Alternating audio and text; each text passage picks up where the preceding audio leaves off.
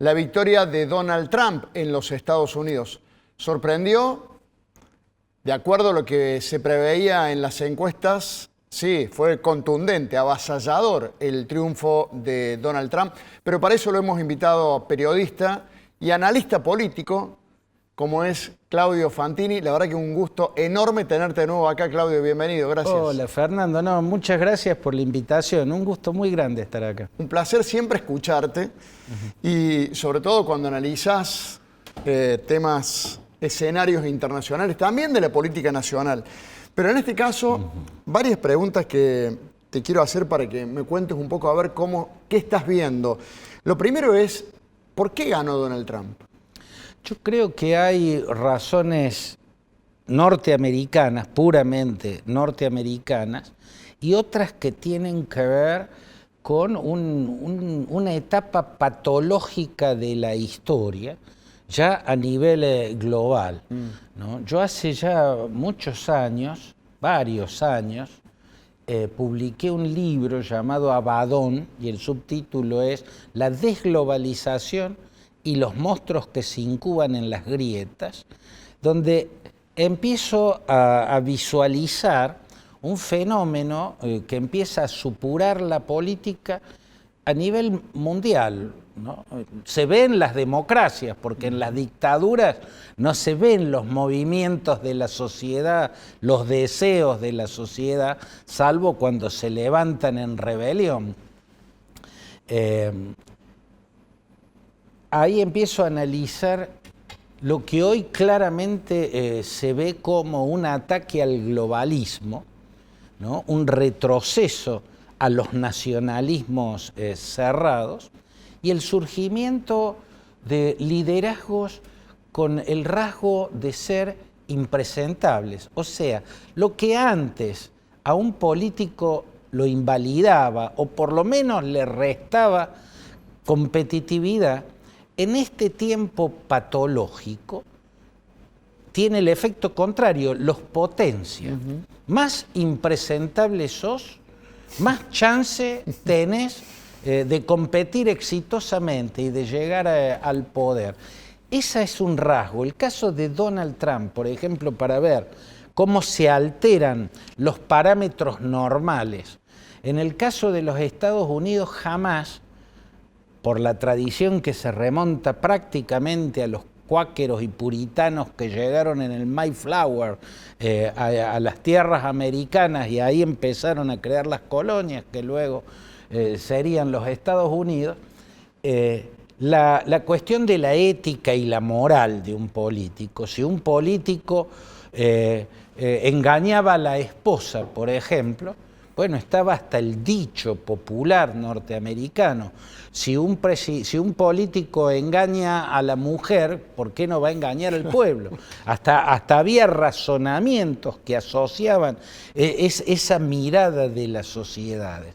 Por cierto, después los políticos en la vida íntima podían ser un desastre, mientras no trascendiera, pero cuando trascendía, como por ejemplo fue en la década del 80 del siglo pasado, cuando un gran candidato, kennediano era, un gran orador, que era Gary Hart, se presenta como precandidato a presidente, tenía todas las fichas para ganar la candidatura demócrata y en una conferencia de prensa un periodista le preguntó si tenía una relación extramatrimonial con una modelo, era despampanante, Donna Rice se llamaba, ¿no? Y Gary Hart lo negó rotundamente y lo desafió al periodista que lo siga para ver si podía probar eso. El periodista lo siguió y lo probó.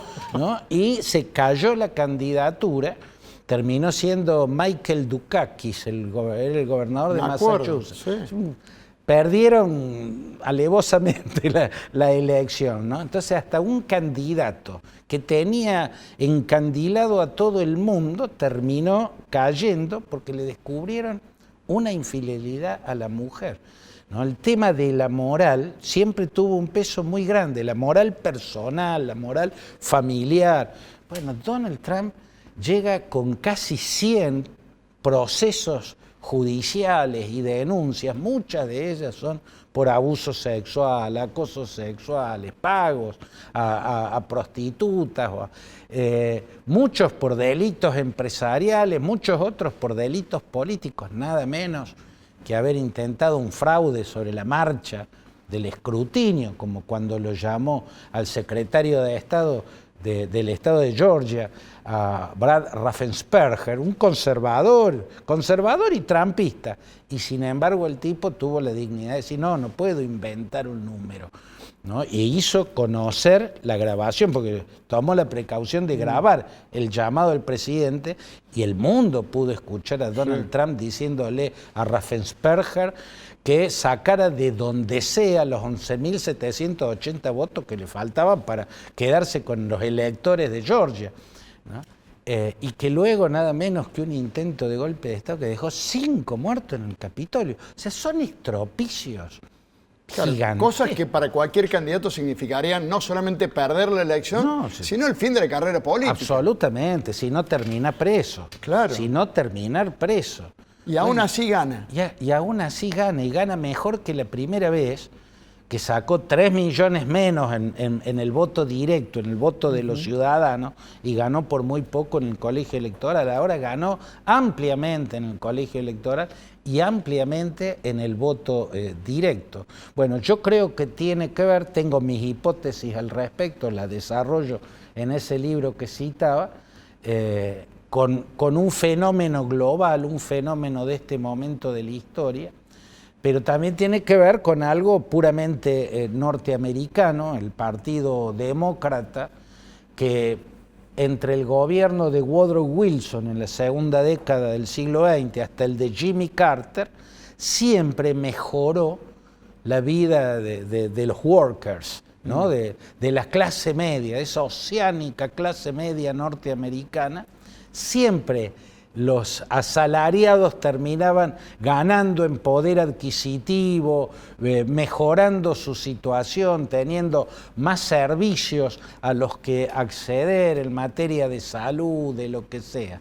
Pero después de Jimmy Carter, ya, digamos, nunca un gobierno demócrata, y hubo 2, que fueron 4, porque fueron 2 mandatos de cada uno, el de Clinton y el de Obama, no pudieron revertir ciertas inercias que generó la era Reagan, ¿no? La revolución conservadora de Ronald Reagan, y desde entonces yo creo que las clases medias norteamericanas sienten que declinan, suavemente, pero permanentemente, o sea, llevan décadas declinando, y hoy ven al Partido Demócrata como un partido establishment, como lo mismo que el Partido Republicano, nada más que el Partido Republicano ya no existe. No existe el Partido Republicano que conoce el mundo, el que fue desde Washington hasta Bush hijo. Pero con Trump se acabó. Hoy es un partido personalista, claro, con un liderazgo mesiánico, cosa que no había ocurrido jamás. Mirá que hubo grandes líderes en los Estados Unidos, empezando por Washington. Theodore Roosevelt, Franklin Delano Roosevelt, en los 2 partidos, ¿no? Nunca un líder, por gigantesco que sea, por gran estadista, por triunfador que sea, se iba a adueñar de un partido, a pasar a ser el partido sinónimo de ese liderazgo. No lo hizo Franklin Roosevelt, le ganó a Hitler la Segunda Guerra Mundial, le ganó, rescató al mundo de la Gran Depresión. No lo hizo Reagan, Ronald Reagan, estaban fascinados los conservadores norteamericanos, claro, con Ronald Reagan. Y vino Trump y se adueñó. Trump, el menos pensado, porque además está lejos de la estatura de estadista de los líderes que acabo de citar. ¿Cuánto tuvo que ver o cuánto tiene que ver en el triunfo de Donald Trump el gobierno de Joe Biden o la candidatura de Kamala Harris? Bueno, este es un momento muy extraño de la historia, Fernando. A mí me da esta impresión. El gobierno de Biden no ha sido un mal gobierno, para nada ha sido un mal gobierno. Tienen la economía en crecimiento, no se la había dejado así la primera gestión de Trump, ¿no? Tiene la economía en crecimiento, incluso diría en un crecimiento vigoroso, ¿no? Tiene la inflación en caída, la inflación está en baja. Lo que sí, igual que en la Argentina, se está logrando bajar la inflación, pero los precios quedaron en la terraza. Y a la gente no le alcanza para llegar a la altura que están los precios. Por eso con Biden, igual que con Obama e igual que con Clinton, la clase media y baja, digamos las clases populares, ¿no? A nivel norteamericano, lo que son en Estados Unidos las clases populares, han empezado a desencantarse del partido demócrata. El progresismo de los demócratas se ve más claro en temas como el aborto, como la salud, la educación, pelean todavía por eso, pero siempre van en retroceso en esos temas, en lo que hace a la calidad de vida. Se ve en el aborto, en el respeto a la diversidad sexual, en los temas que tienen que ver con el calentamiento global. Los conservadores más en esta etapa, el Partido Republicano, que hoy es un partido trumpista, es ultraconservador, ¿no? Esto es, desde mi punto de vista, ultraconservadurismo. Eso es lo que está en alza. Eso es lo que tenemos en la Argentina desde mi punto de vista. No es un gobierno liberal, es un gobierno ultraconservador. Eso mismo es Donald Trump, ni siquiera el liberal es más vale nacionalista y proteccionista. Donald Trump, a diferencia de Milei, pero tienen en común el ser ultraconservadores, tener posiciones recalcitrantes en la diversidad sexual, en temas como el aborto, el feminismo, es la marcha atrás en muchos aspectos donde la humanidad, creo yo, en las últimas décadas había dado grandes pasos. También tenía previsto preguntarte eso, esta alusión que vos haces a Milei, porque, bueno, claramente Donald Trump propone proteccionismo. De hecho, quizás los más preocupados o uno de los primeros preocupados son los europeos por las medidas proteccionistas que pueda adoptar Donald Trump y las consecuencias de ello en Europa. Pero comparando con Milei, ¿cuáles son las similitudes y las diferencias que ves entre Trump y Milei? Y después vamos a hablar en otro bloque sobre la Argentina, porque vos sos un analista político, además de temas internacionales. Me va a gustar escuchar tu opinión sobre este momento actual de la Argentina, pero eso después. Ahora, similitudes y diferencias entre Trump y Milei. Yo creo que la diferencia fundamental en lo económico es esa. Trump es un proteccionista. Plantearle a las empresas norteamericanas que están radicadas en México, en Vietnam, en China, que les va a subir los aranceles, por lo tanto les va a convenir más volver a los Estados Unidos, de libertario no tiene nada. Es exactamente la contramano absoluta. Trump es eso, es un pragmático, no es ni siquiera un liberal. Yo creo que tampoco Milei es liberal, pero digamos en eso Milei es un tipo que se encandiló con 3 libros o con 3 autores, 3 teóricos que estudió en la universidad, habrá hecho el trabajo de tesis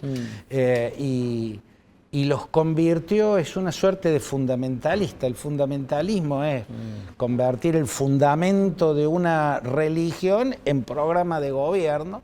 Bueno, el fundamentalismo de Milei es convertir teorías económicas en programas de gobierno. Teorías económicas como la de Rothbard, von Hayek, en el campo teórico son interesantes, son importantes, cumplen un rol positivo. Ahora, como programa de gobierno, son un experimento y hasta raro. Yo creo que el único ejemplo de gobierno, de gobernante, de ideas libertarias, fue esta británica del Partido Conservador, la que vino después de Theresa May, ya me va a salir el nombre, después de Boris Johnson, Sí. que estuvo 42 días. Esto es la evidencia Sí. de que sos humano, que no sos, como dicen en el programa de Los Cobardes, que vos tenés un robot adentro tuyo. Esta mujer que duró 42 días, una libertaria, esa sí es el ala libertaria de los Tories, del Partido Conservador Británico, y estuvo 42 días porque cuando planteó su programa económico, los propios conservadores la eyectaron. Claro. Liz Truss. Ahí está. Liz Truss,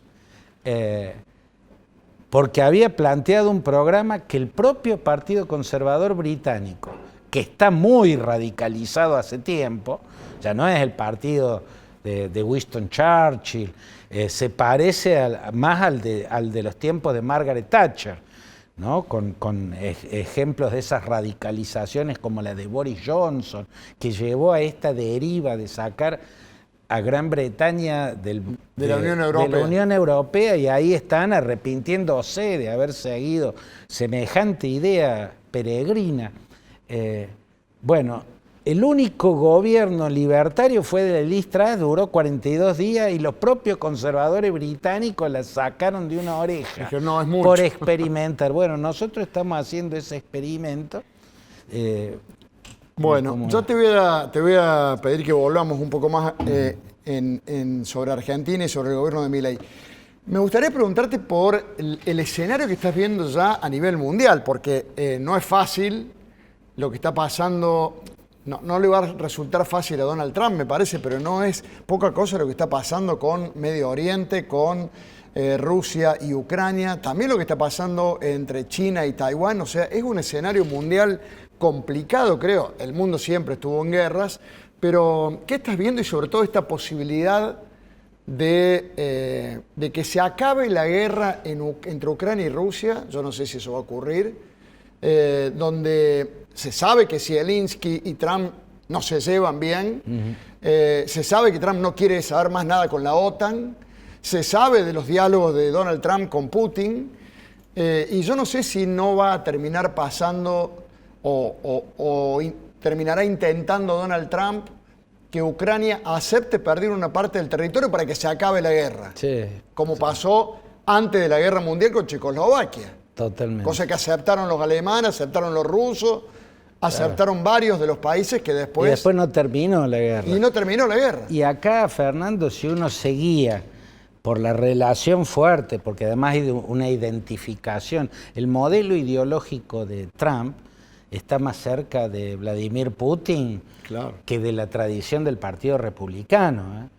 Este es otro de los casos raros. Nunca a la Casa Blanca iba a llegar a alguien que no defendiera el modelo constitucional, el sistema político norteamericano.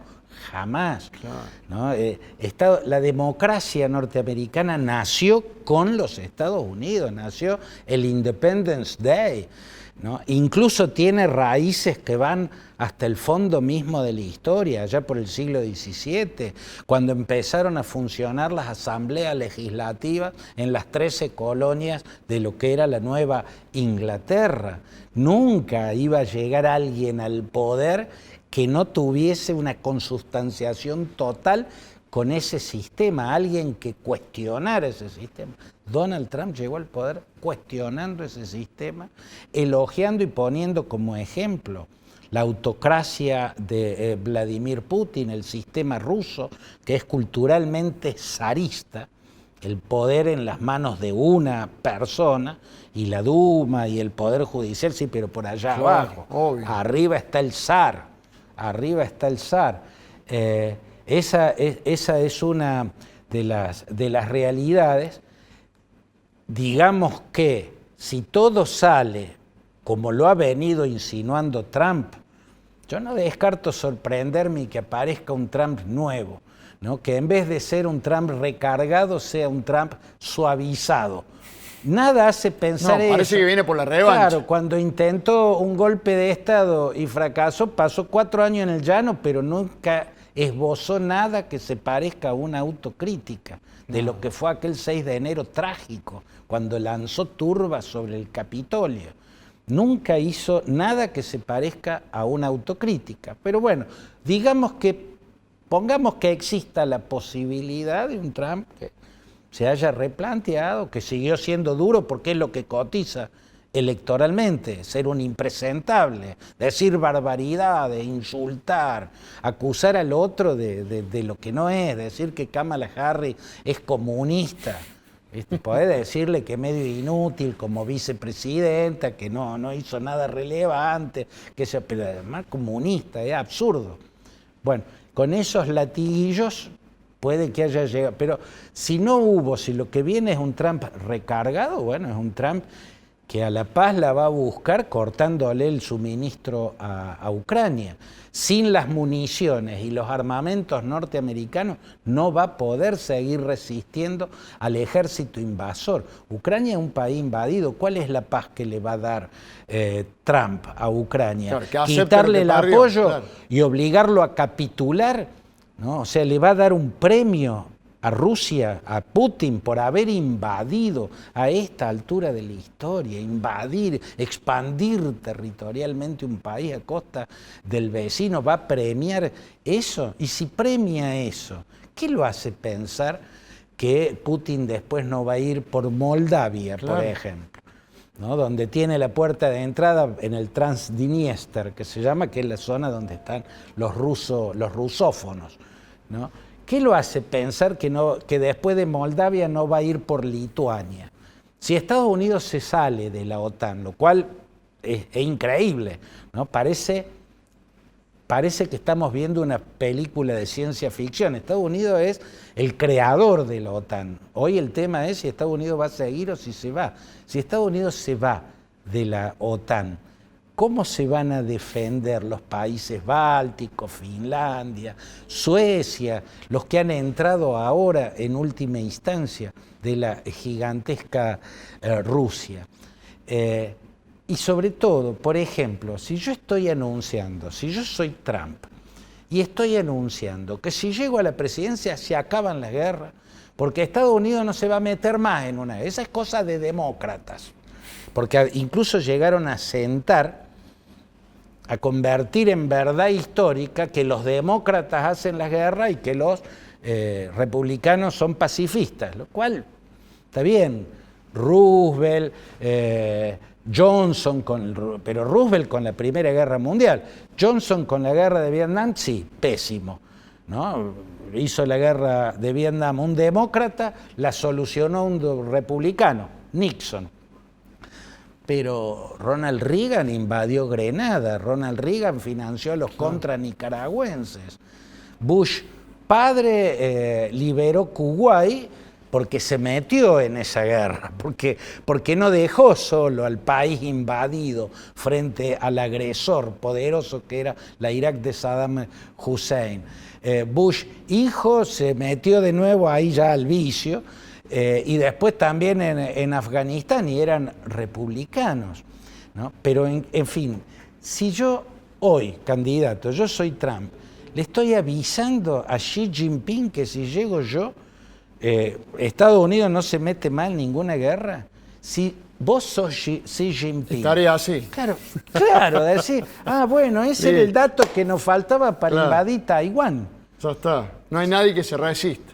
Por supuesto, o sea, la única razón por la que China nunca invadió Taiwán desde los tiempos de Mao Zedong y Zhou Enlai a los tiempos de Xi Jinping es porque por no afrontar el riesgo de chocar directamente con Estados Unidos. Claro, porque había una especie de policía mundial que es Estados Unidos. Claro, y se sabe que detrás de Taiwán está Estados Unidos y que Estados Unidos, como había acordado Nixon con Mao Zedong, que cuando acordaron Estados Unidos dejó de considerar a Taiwán la China nacionalista, por lo tanto la hizo perder su asiento en las Naciones Unidas, quedó una sola China.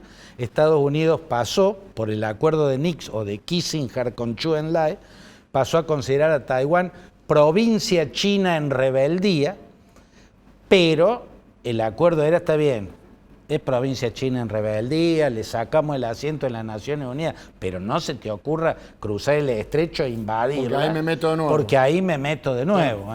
En los hechos va a ser un país independiente. En los papeles es una provincia en rebeldía, ¿no? Entonces, ahora con lo que está anunciando, ¿cómo va a ser para que China no diga, uy, tenemos 4 años de juguemos en el bosque? ¿No? ¿Cómo va a ser para que China no invada Taiwán sabiendo que Estados Unidos no va a hacer nada? China y Rusia. Claro. Las dos van a estar jugando en el bosque. Y en el caso del Oriente Medio, ¿tiene un plan para hacer que Arabia Saudita y los que falten de firmar en los pactos de Abraham lo firmen y se comprometan a que ya nunca más van a invadir Israel como lo hicieron en el 48, en el 67, en el 73, y que ya nunca más van a permitir, van a armar organizaciones y milicias y organizaciones terroristas y que van a aceptar Israel y van a cuidar de la seguridad de Israel? Y al mismo tiempo, ¿va a lograr Trump que Netanyahu acepte la solución de 2 estados? Que en la Franja de Gaza y en Cisjordania haya un Estado palestino independiente como corresponde por la historia, porque es lo que establece la Resolución de Naciones Unidas de 1957, por la cual existe Israel, ¿no? ¿Lo va a lograr Donald Trump? ¿Cuál es el plan para lograr? ¿Va a lograr que Netanyahu reinstale a los colonos con lo que ha destruido el mapa de Cisjordania en otro lugar para que Cisjordania pueda ser un territorio viable para la existencia de un Estado? Bueno, nunca ha esbozado nada que se parezca a un plan, solo dice que en guerras no, que él va a poner fin a las guerras. No ha dicho nunca nada de una paz que sea justa también territorialmente para los palestinos y justa con la existencia de Israel, con el derecho de Israel a existir sin que sus vecinos le estén haciendo siempre, directa o indirectamente, guerras espantosas. No ha mostrado ningún plan, pero bueno, esperemos que se empeñe en eso. Seguís dando clase vos, ¿no? Sí, Sos profesor en la universidad. Soy profesor, sí, ahora en la Universidad Siglo XXI. Nomás he dado en varias universidades. Se nota porque estamos asistiendo no a una entrevista, sino a una clase, de verdad. Vamos a la pausa, le pido unos minutos más para que hablemos un poco de Argentina, ¿puede ser? Director, vamos a una breve pausa y seguimos ahora con Claudio Fantini, analizando él, no yo, la realidad política de nuestro país con Milei en la presidencia. Pausa breve, ya venimos. Bueno, volvemos con Claudio Fantini. Me encanta que tengamos tiempo para seguir hablando de, en este caso, la Argentina con Milei como presidente. ¿Lo conociste? ¿Tuviste mano a mano con Milei? Sí, sí, en la Universidad de Salta, en la Universidad Católica de Salta. No ahora, sino... No, hace un montón. Yo me acuerdo que era presidente Macri, no me acuerdo qué año era. A mí todos los años me invitaban como profesor invitado, yo como politólogo, en la Facultad de Ciencias Económicas de la Universidad Católica de Salta, ¿no? Siempre iban economistas de renombre de Buenos Aires. Él en ese momento empezaba a aparecer en los programas de televisión y llamaba la atención, desde mi punto de vista, no por las mejores razones, pero llamaba la atención. Y bueno, y una noche que hasta cenamos, compartimos una cena en el Hotel Salta, que es donde habían puesto a los profesores invitados. Digo, me acuerdo que era el presidente Macri, no me acuerdo el año, porque mi clase era en el aula magna de Ciencia Económica. Yo terminé mi clase, me bajé del escenario, subió él y empezó a dar la de él, que era sobre un tema técnico, financiero, muy específico. Yo no quise salir porque subió al escenario y empezó en el acto con la clase. Entonces me senté en la primera fila y me escuché la clase de él. Y en un momento dijo, voy a poner un ejemplo, dice, un ejemplo de la realidad de esto que estoy explicando. El gobierno socialista de Macri, entonces a mí me llamó mucho la atención, digo, el socialista Macri, bueno. Pero bueno, no, fue esa experiencia. ¿Y hoy cómo lo ves? ¿Qué dirías? No, yo tengo una gran preocupación, creo que es parte de este fenómeno que ha dado en el mundo liderazgos muy patológicos, ¿no es cierto? Esto se da a nivel mundial. Si uno ve que un país como Filipinas, que después de la dictadura de Ferdinand Marcos tuvo grandes presidentes, como Corazón Aquino, por ejemplo, como Fidel Ramos, como Benigno Aquino III, ¿no? Pero tuvo un presidente, Rodrigo Duterte, que era un criminal confeso, que decía bestialidades, cosas horribles, ¿no? Que incluyó en su lucha contra el narcotráfico matar a los drogadictos también, ¿no? Es una cosa patológica, ¿no? Y tuvo un éxito. No, para mí el éxito no disculpa todo lo demás. Ojalá acierte con lo económico, Milei. Yo no creo, pero ponele que sí. Yo creo que sí, la Argentina tiene que encarar a contramano de la dirección que ha venido llevando en la última década, sin duda, pero lo que yo creo es que el modelo de Milei, si uno piensa en el Murray Rothbard sobre todo, sus dioses teóricos, bueno, a lo que apunta es como lo que representa, eso sí tiene en común con Trump.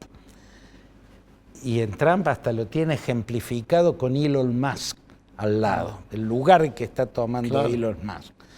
El modelo al que aspiran es una sociedad en la cual los empresarios hipermillonarios tengan derecho a todo, ellos usan la palabra libertad para todo, incluso para hacer monopolios y colocarse por encima del Estado. Esa es la sociedad que imagina. Digamos, la plutocracia, lo que los griegos llamaban la plutocracia, el gobierno de los ricos, un gobierno donde el empresariado tenga la libertad de enriquecerse hasta hacer monopolio. En el capitalismo norteamericano está prohibido el monopolio, hay leyes antimonopólicas. A eso lo van a sacar, ¿no? Y los Elon Musk de la vida, que son grandes emprendedores, grandes innovadores, yo no le cuestiono nada en eso.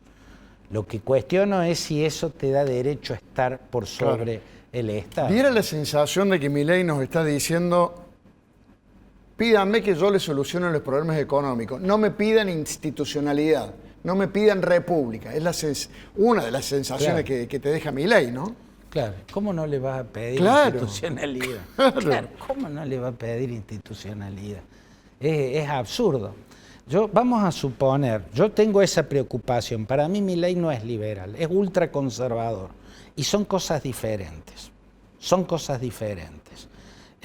creo que en el fondo a lo que aspira es a eso, ¿no? Hay un fundamentalismo de la riqueza, ¿no? Es una idealización de los megamillonarios. Si vos sos megamillonario es porque sos superior al resto, ¿no? Hay como una naturaleza de superioridad que se expresa en las cuentas bancarias y en la cantidad de propiedades que tenés. Ya esa visión para mí ya es muy discutible, absolutamente discutible. Pero como a la Argentina era importante hacerla marchar en una dirección de economía liberal, avanzar contra un montón de regulaciones que la atenazaban por todos lados, bueno, es probable que haya un despegue, ojalá que lo haya. La cuestión es, si tiene éxito en eso, le tenemos que dar el derecho a ser un grosero que usa metáforas vulgares, espantosas, que va a un colegio, ¿no?, a hablar ante los alumnos y le habla de las virtudes sexuales, fálicas, del burro, para poner un ejemplo de no sé qué, que dice chistes groseros para explicar cómo debe subir la economía, ¿no? Toda esa vulgaridad, toda esa grosería, ¿se la tenemos que perdonar porque maneje bien la economía? Claro no, a mí se me cruza por delante y le diría, mire, yo tengo hijos, yo tengo nietitos, yo no quiero un presidente que diga bestialidades todo el tiempo, que insulte, que aborrezca. Me parece tóxico para la sociedad.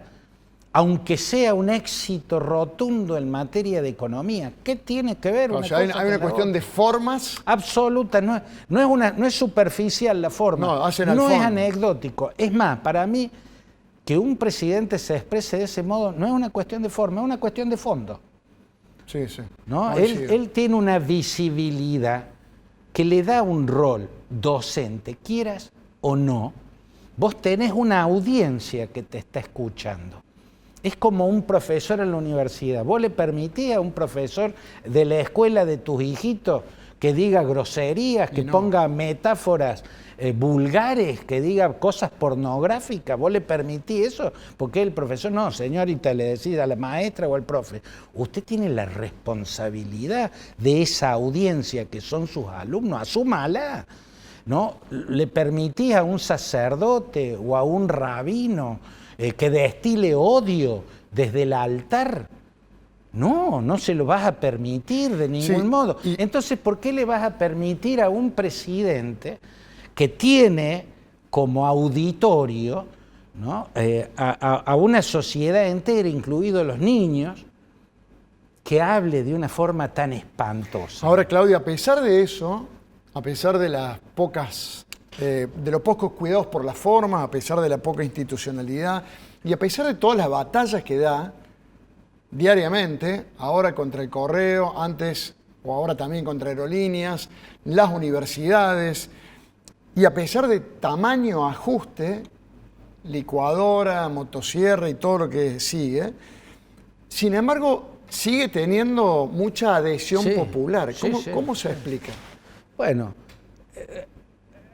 antes de la explicación está una cosa que yo me siento necesario. Sí.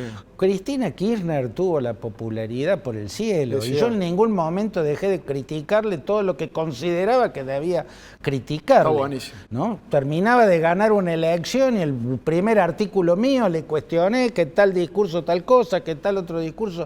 Yo todo lo que tiene rasgos autoritarios yo lo voy a cuestionar. Soy analista político. Los analistas políticos hacemos crítica política. Claro. No es que seamos enemigos, no tiene nada que ver con eso. Claro, porque además, Milei ve en los críticos, ve comunistas ensobrados. Absolutamente. Como Cristina veía, te decían la derecha, con el artículo adelante, vos era un vendepatria, era la antipatria, la derecha. Ni antes lo eran ni ahora lo sos. Es lo mismo, estamos viendo lo mismo. Estamos yendo en el mismo auto con una dirección distinta, pero estamos yendo en el mismo auto. Es el liderazgo sectario. ¿No? O sea, la comunión del sectarismo es más importante y más sustancial que la dirección, ¿no? O sea, tienen en común que son sectarios. Uno va para allá y el otro para allá. Bueno, lo más importante es que los dos son sectarios. Sectarios al fin. Yo lucho contra el sectarismo, yo cuestiono el sectarismo, cuestiono todos los autoritarismos. Es dictador Maduro y su calamitosa dictadura en Venezuela y fue dictador y sanguinario Pinochet, aunque haya tenido éxito económico. Fue dictador. O sea, no es que el éxito económico lo convirtió en un demócrata. No fue un demócrata, fue un dictador y cometió crímenes. Entonces, en este sentido, yo me planteo del mismo modo. Mira, puede ser el más exitoso de todos. Mañana pueden venir encuestas de opinión que le dan el 98% y me va a preguntar a mí, ¿qué te parece, Milei? Te voy a decir, un espanto. Me espanta que mi sociedad, mi país, le conceda a un tipo, en virtud del éxito, el derecho a ser un grosero. El derecho a irradiar odio, a supurar aborrecimientos, ¿no? Le hace mal a la gente, aunque la gente no se dé cuenta y lo vote y esté enardecida, no importa, cuestionémosle eso. Lo que lo haga bien no se lo vamos a cuestionar, pero lo que haga mal, aunque el resto lo ovacione, yo se lo voy a cuestionar. No quiero ser de la manada, ¿no? Y los liderazgos sectarios te conducen a eso. Tenés que aceptar ser de la manada. Si no, sos un paria, un desapariado, ¿no? Y en esa soledad, bueno, Me parece más digna la soledad del desapareado que la compañía del que está en la manada. La última consulta, porque nos quedan 4 minutos.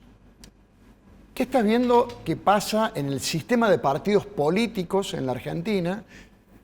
En un momento donde, así como Trump se apoderó del Partido Republicano, acá pareciera que es o Milei o Cristina o Milei de un lado, y cuando vos preguntas Sí. qué opositor te gusta, Sí.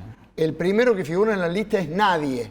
Sí. Nadie. Y ni se habla de partidos, salvo ahora del PJ, porque Cristina se proclamó presidenta del PJ. Sí, es desolador el panorama político, ¿no? También la realidad de la Libertad Avanza es desoladora. Los dirigentes que consiguió, muchos están buscados por la justicia, otros están presos, ¿no? No es que tomaron un examen de calidad humana, profesional, para confeccionar las listas de la Libertad Avanza. Yo miraba las listas y las he mirado y conozco acá y de otro lado y aparecieron unos candidatos que decía, esto es la no casta. ¿Pero qué fuman para creer que estos tipos no son casta y de lo peor? ¿No? Bueno, amén de todo eso, la Libertad Avanza es un partido ultrapersonalista, es un partido de dos hermanos, ¿no? Que ponen y sacan y el resto es verdaderamente lamentable. Que el peronismo vuelva a la conducción de Cristina Kirchner. Bueno, si el peronismo pone esa marcha atrás, Dios mío, qué lamentable, ¿no? Qué pobreza política, qué incapacidad de generar nuevas dirigencias que tengan una lectura más adecuada de la actualidad, de por qué llegamos a este estropicio que estamos viviendo en este momento, en términos políticos, ¿no? Y con el radicalismo más o menos. Hoy, con el hecho, esto que estábamos diciendo, esto de concederle a un presidente, no, si te va bien en economía, a vos, en esta instancia de la historia son Trump. Y está bien entonces el acoso sexual, pagarle a Stormy Daniels con dinero de coso para que no cuente cuando la contrataba para tener... Está bien eso, está bien asaltar el Capitolio. Si la economía va bien y sos exitoso en la economía, entonces está bien asaltar el Capitolio y que queden 5 muertos. Está bien el fraude electoral. No está bien y hay que decirlo. Eso yo creo que en la oposición hay figuras interesantes. Pichetto a mí me parece un tipo interesante. Lustó me parece un tipo inteligente. Bueno, tiene alguna mala junta, y sí, está bien, tiene alguna mala junta y hay que cuestionarle eso. Pero reconozcamos, lo que yo no puedo entender, Fernando, es que Pichetto y el grueso de los demás se callen, el Macri, ¿no?, frente a las barbaridades que dice el presidente, como si no fueran graves. No, es una cuestión de formas, ¿no? La forma, como si fuera una superficialidad. No es una cuestión de forma, es de fondo, es de fondo. Y yo creo que es un síntoma muy oscuro, muy oscuro. Si una sociedad permite, le da el derecho a un gobernante a expresarse de ese modo, a irradiar odio, a insultar, a ejercer el aborrecimiento y la demonización del otro, bueno, está dándole un permiso que nos lleva a una oscuridad muy intensa. Es como que el fin justifica los medios. Absolutamente, y creo ahí que el silencio de la oposición, el confundir diciendo que esto, pero son las formas, como que hay una superficialidad, dejalo que... No, eso es un error muy, muy grande. Se pierden los parámetros, se pierden los niños de hoy piensan que está bien, que un presidente tiene derecho a hablar de ese modo. Lo naturaliza. A mí me parece espantoso. Es Claudio Fantini, que pasó por Palabras Cruzadas. Gracias de nuevo por tu tiempo. Una charla que a mí me encanta, disfruto mucho, espero que la audiencia también, no lo dudo que será así. Claudio, como siempre, de nuevo, gracias por tu presencia. El agradecido soy yo, Fernando, por tu invitación tan gentil. Gracias, muy amable. Y una de las pocas personas que no me dice turco. Me llama por mi nombre, menos mal. Gracias, Claudio.